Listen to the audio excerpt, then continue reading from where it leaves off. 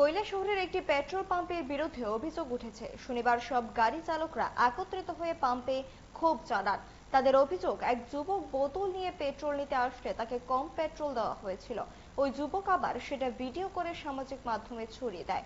যদিও বোতল দিয়ে পেট্রোল দেওয়া নিষিদ্ধ, কিন্তু ওই যুবককে হঠাৎ বিপাকে পড়ার কারণে বোতলে পেট্রোল নিতে হয়। যদিও অভিযোগ স্বীকার করেনি পাম্প কর্তৃপক্ষ। এদিন চালকরা দাবি করেন রাত 10:30টার পর থেকে পেট্রোল দেওয়া হয় না।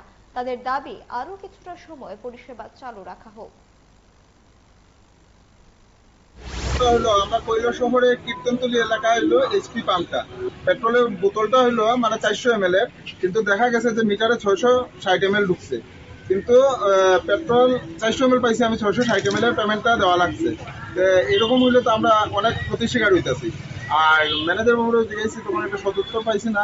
আর এটা যেহেতু আমরা হাইওয়ে কিনারে, হাইওয়ে মানে অনেক সময় রাত্রে বিভিন্ন অসুস্থ রোগী আইয়ে বা ইমার্জেন্সি রোগী আইয়ে, তারারে যদি আমরা খুঁজে দিলে রাত্রে আমরা পাই না। এটা রাত্রে খোলা রাখার কথা, কিন্তু খোলা থাকে না। এটা এই পেট্রোল পাম্পে কি প্রায় সময় এরকম কোনো অভিযোগ পাওয়া যায়? এরকম আমরা মোটর স্ট্যান্ডের এই জায়গাতে যারা আছে, আমরা অনেকে এলো মোটর স্ট্যান্ডের শ্রমিক এবং অনেকে আছে গাড়ির মালিক, অনেকেই কমপ্লেন করতেছে যে ইদানিং প্রথম দিকে ঠিক আছিল, কিন্তু ইদানিং কিছুদিন ধরে মানে মাইলেজটা অনেকেই কম পাইতেছে।